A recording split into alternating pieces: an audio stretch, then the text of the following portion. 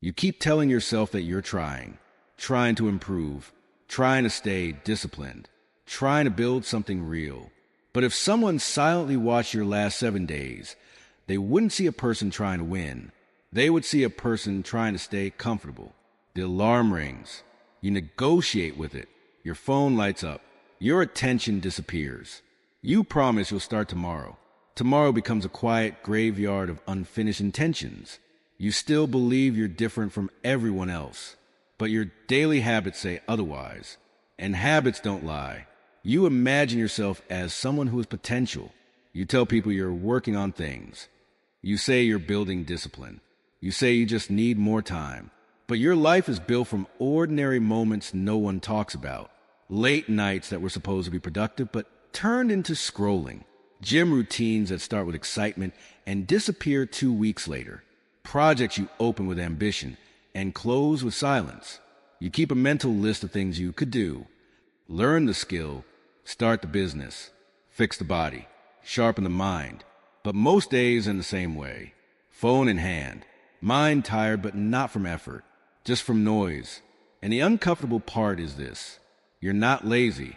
You're simply trained to lose slowly. Your environment trains you. Your habits confirm it. Your mind adapts to it. Over time, your identity quietly shrinks to match your behavior, not your dreams. Your behavior.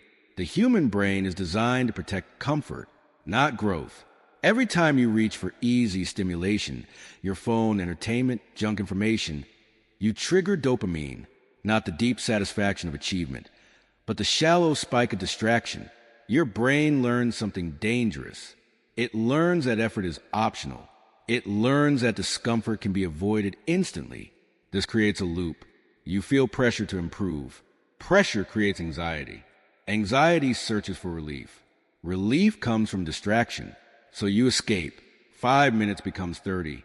30 becomes 3 hours. Then guilt arrives. But guilt is weak because your brain already received the reward. And the next day, the same loop begins again. This is comfort addiction. It doesn't feel like addiction because it's socially acceptable. Everyone scrolls. Everyone procrastinates. Everyone delays their real life, which makes the trap even stronger. You think you're normal. But normal is exactly the problem. There's another layer most people never admit. Fear. Not fear of failure. Fear of exposure. If you truly committed to something and gave it everything, there's a chance you might fail publicly. Your ego hates that possibility. So your mind protects you. It creates small excuses. I'll start next week. I need the right plan. I'm waiting for the perfect time.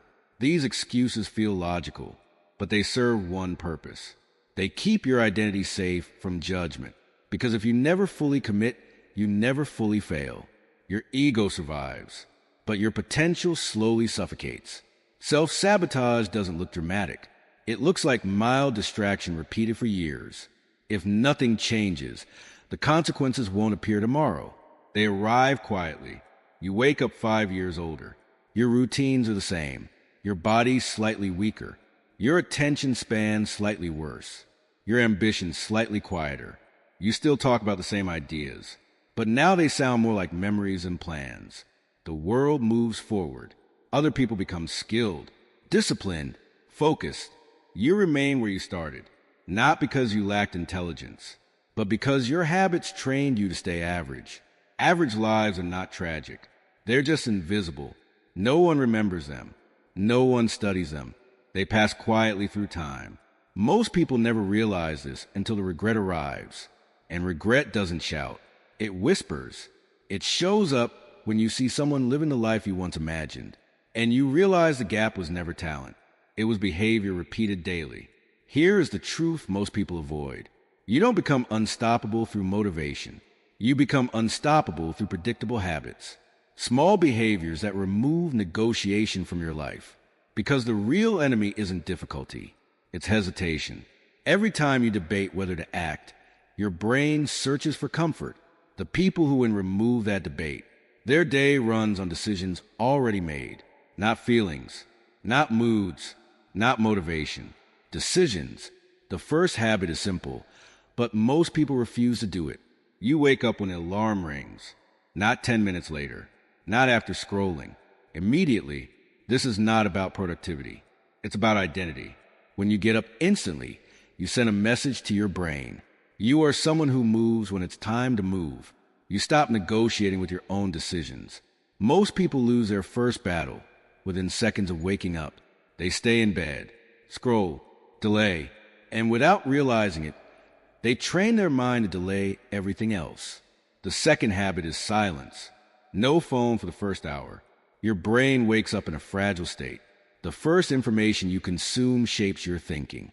If the first thing you see is social media, your mind enters reaction mode, comparison, noise, other people's lives. Instead, you sit in quiet, think, plan, write. You create direction before the world floods your mind with distractions. This single habit restores mental control. The third habit is daily discomfort, not extreme pain, just deliberate difficulty. Exercise when your body says relax. Work when your mind says later. Study when your attention drifts. This retrains your nervous system. Discomfort stops feeling like a threat. It becomes normal. Once discomfort becomes normal, discipline becomes automatic. The fourth habit is finishing what you start. Most people live surrounded by half-completed tasks, half-written plans, half-built goals. Every unfinished task weakens your identity. Your brain notices. It starts to believe you are someone who starts things but doesn't complete them. So you change the pattern. One task, finished, completely, every day. Completion builds internal trust. And self-trust is the foundation of power. The fifth habit is controlled information. Your brain becomes what it consumes. If your inputs are shallow, your thinking becomes shallow. If your inputs are focused, your thinking sharpens. You reduce noise, less random content, less endless news, less meaningless scrolling. Instead, you feed your mind information that strengthens your thinking. Most people train their brain to be entertained. You train yours to be dangerous. The sixth habit is physical discipline. Your body influences your mind more than you realize. Weak body, weak signals to the brain, slouch posture, low energy, slow thinking.